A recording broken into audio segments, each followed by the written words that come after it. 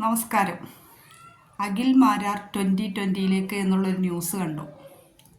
കുറേ ആളുകൾ അതിൻ്റെ പിന്നാലെയാണ്. പ്രിയപ്പെട്ടവരെ, അഖിൽ മാരാർ 2020 40 പോകട്ടെ. അദ്ദേഹത്തെ നമ്മൾ ബിഗ് ബോസിൽ നിന്ന് കണ്ടതാണ്. ബിഗ് ബോസിൽ നല്ലൊരു പ്ലെയർ ആയിരുന്നു അദ്ദേഹം. തുടക്കം മുതലേ നമ്മൾ കണ്ടതാണ്. അദ്ദേഹത്തിന് ഫൈനലിലേക്ക് അതെങ്ങനെ കൊണ്ടെത്തിക്കാമെന്നുള്ള കൃത്യമായ ധാരണയുണ്ടായിരുന്നു. എവിടെയാണ് അതിൻ്റെ പൾസ് എന്നറിയാമായിരുന്നു. അതേപോലെ തന്നെയാണ് അഖിൽ മാരാർ രാഷ്ട്രീയത്തിലും. അദ്ദേഹം കോൺഗ്രസ്സിന് ഇഷ്ടപ്പെടുന്ന രീതിയിൽ സംസാരിച്ചിട്ടുണ്ട്. ഒരു സമയത്ത് CPM ഇഷ്ടപ്പെടുന്ന രീതിയിൽ അദ്ദേഹം സംസാരിച്ചിട്ടുണ്ട്. ഇപ്പോൾ ഇത് സാബു ജേക്കബിനോടൊപ്പം ചേർന്ന് അദ്ദേഹം 2020 എന്നുള്ളൊരു വാർത്ത നമ്മൾ കണ്ടു. നമ്മളൊരിക്കൽ അഖിൽ മാരാറുടെ ഒരു ബൈറ്റ് കണ്ടതാണ്. അഖിൽ മാരാർ പറയുന്നു, നിങ്ങൾ 70കളിലും 80കളിലും 90കളിലും ജീവിക്കാതെ 2035 ഫോക്കസ് ചെയ്യൂ എന്ന് പറയുന്നുണ്ട്. BJPയും പറയുന്നത് അത് തന്നെയാണ്. അവർ പറയുന്നത് അവർക്ക് 2035 ഒരു പ്രതിപക്ഷമായാൽ മതി എന്നാണ്.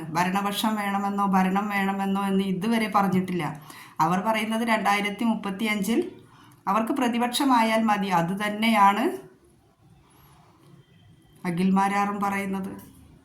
2020 ചേർന്ന് പോകെ ഒരു പക്ഷേ ഇനി അഖിൽ മാരാർ മാറി, സാബു ജേക്കബ് മാറി, ഇനി 2020 അഖിൽ മാരാർ. ഇനിയിപ്പോൾ അഖിൽ മാരാർ എന്ന് പറയാൻ പറ്റില്ല, അഖിൽ മാരാർ G ആയിട്ടുണ്ട്.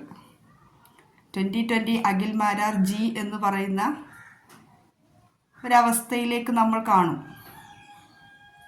അദ്ദേഹം കളി അറിയുന്നവനാണ് പ്രിയപ്പെട്ടവരെ. കളി അറിയുന്നവർക്കേ അവിടെ വിജയിക്കാനും കഴിയുള്ളൂ.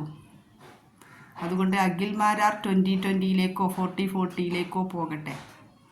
ഒരു സമയത്ത് BJPയെ കടന്നാക്രമിച്ചിരുന്ന, BJPയുടെ ഓരോ പ്രവൃത്തികളും കടന്നാക്രമിച്ചിരുന്ന അഖിൽ മാരാർ ഇന്ന് അവരോടൊപ്പം ചേരുന്നു. പക്ഷേ ഇനി മാരാർക്കുള്ളൊരു പ്രശ്നം എന്താണെന്നറിയോ?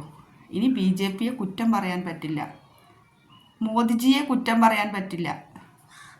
ഒരു പാർട്ടിയുടെ കൂടെ നിന്ന് ഇനി അടപടലം ആക്ഷേപിച്ചിരുന്ന ആ ഒരു പാർട്ടിയെ ഇനി കുറ്റം പറയാൻ പറ്റില്ല. എല്ലാം നമുക്ക് വഴിയെ നിന്ന് കാണാം. Thank you.